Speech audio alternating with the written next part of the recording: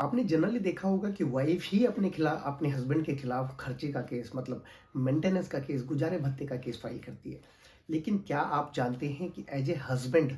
Husband भी अपनी wife के खिलाफ खर्चे का केस फाइल कर सकता है? अगर आपको नहीं पता तो चलिए आज जानते हैं। जनरली जो हमारे जो लीगल सिस्टम है या जो हमारा जुडिशियल सिस्टम चला रहा है उसमें जनरली आपने देखा होगा कि 90% केसेस में, एक्सेप्ट 10% छोड़ रहा हूँ मैं, इसलिए 90% केसेस में हस्बैंड के खिलाफ ही केसेस आते हैं। चाहे हस्बैंड लेबर हो या चाहे वो बहुत बड़ी टॉप क्लास पोजीशन पे हो, वाइफ ही हस्बैंड के खिलाफ चाहे तो डीबी का केस करती है तो मेंटेनेंस मांगती है, 125 का फाइल करती है तो मेंटेनेंस मांगती है, और भी कुछ केसेस फाइल करती है तो मेंटेनेंस ही आपने बहुत ही कम, रेयरली 10% केसेस देखे होंगे, वो भी मैं ज़्यादा बोल रहा हूँ, जहाँ पे हस्बैंड अपनी वाइफ से मेंटेनेंस क्लेम करते हैं। और बहुत सारे लोगों को तो ये प्रोविजन अभी पता भी नहीं, और आपने जनरली ऐसे जजमेंट्स या ऐसे डिसीजन भी कोर्ट्स के नहीं देखे होंगे उतने, कि जहाँ पे हस्बैंड ने कोर्ट ने हस्बैंड के फेवर में मेंटेनेंस ग्रांट किया हो। बट हिंदुस्तान में हिंदू मैरिज एक्ट के सेक्शन 24 में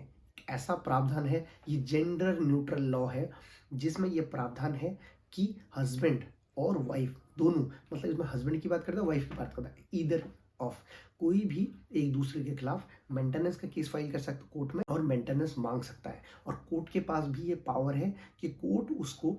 वहां पे मेंटेनेंस ग्रांट कर सकती है प्रॉपर, अगर हस्बैंड की कोई इनकम नहीं है। और बहुत सारे ऐसे केसेस भी हैं, ऐसे एग्जाम्पल्स भी हैं, जहाँ पे हस्बैंड को कोर्ट ने बहुत अच्छा खासा मेंटेनेंस ग्रांट किया है, जहाँ पे वो उसकी इनकम अच्छी नहीं है और वाइफ की अच्छी खासी इनकम है, लेकिन हस्बैंड ने अगर फाइल किया। अगर आपका भी किसी तरह का कोई डिस्प्यूट है तो आप ट्राई करिए, आप भी इस चीज़ को फाइल करने की कोशिश करिए, क्योंकि ऐसा है, ऐसा लॉ में प्रोविजन है तो आप कर सकते हैं, क्योंकि यही एक जेंडर न्यूट्रल प्रोविजन